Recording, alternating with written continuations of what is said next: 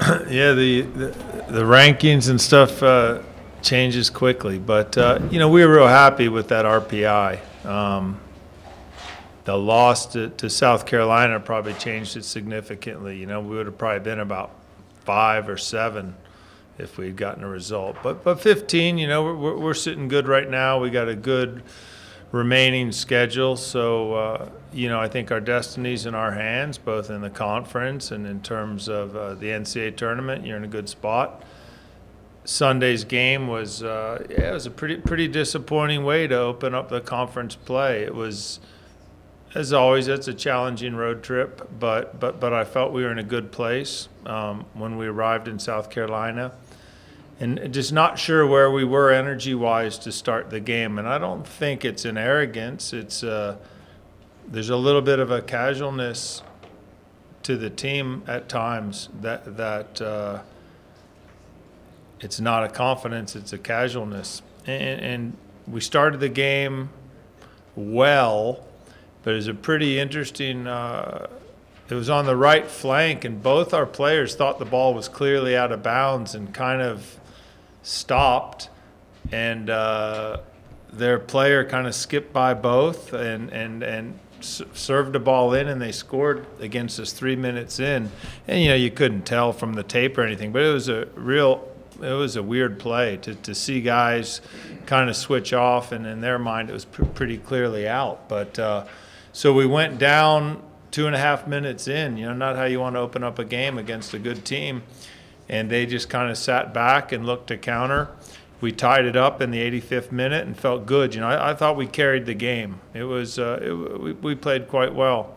And then 8 minutes in overtime, and it's a coach's nightmare, it's a player's nightmare, it's particularly a goalkeeper's nightmare. And I think we have a great goalkeeper, and it was just a routine ball, and I don't know if he took his eye off the ball. I don't know what happened, and it, I mean, it was literally just standing there, and we stopped even looking at the ball because it was what was he going to do next? He was going to pick it up and kind of look for a counter, and next thing you knew, the ball was in the net. Game was over. So he felt awful, we felt awful, but you put yourself in the situation, and when you get into overtime, things can happen.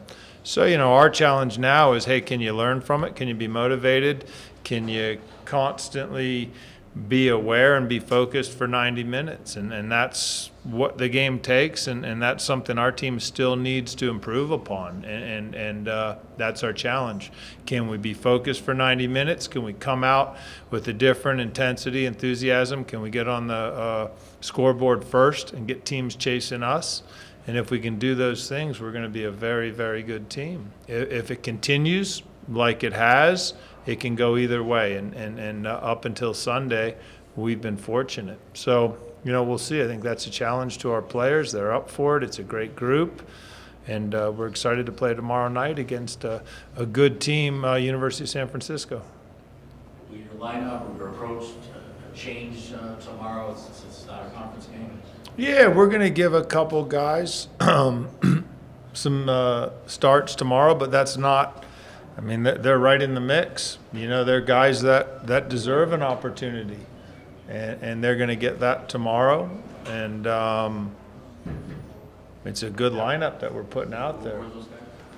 Well, we'll start Lucas Seligman and Yuri Demisiano in the back. Francesco Casucci will start underneath. So, those are all guys that have played big minutes, that have started games. So I think we're going to put a really nice lineup out. I think guys are going to be enthusiastic, energized, and I'm excited to see us play.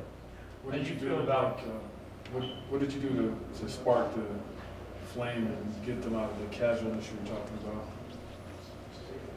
I mean, when they lost the game, I mean, these guys, man, they take it to heart. It's painful. As much as it's painful as a coach, man, these guys are just crushed, which is, I mean, it's good and bad.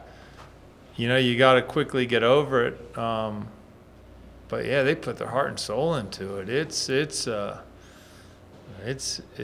Mudville 9 or whatever that story is, man. The guys get bummed when they lose. But you know, now's an opportunity to get back at it. It's a good team, and these guys have high expectations for themselves.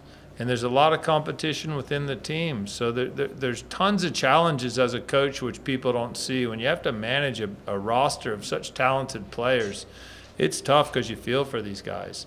You know, like we played today, you know, we played you know, some 11 versus 11, and I'm just like, man, we played the team that's starting tomorrow versus the non-starters, and the non-starters are great players. I mean, it's competitive. And when it's competitive, a player's responsibility is to be good. If he's on the field, that's what he owes to everybody else, to be at his best. And they realize that responsibility.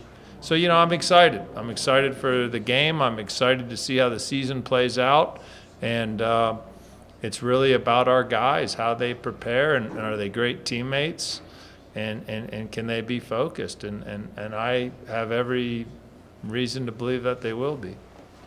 Did you like what your team did creation-wise on offense, or was there no chances? Yeah, I mean, we had 3 excellent chances that you got to score.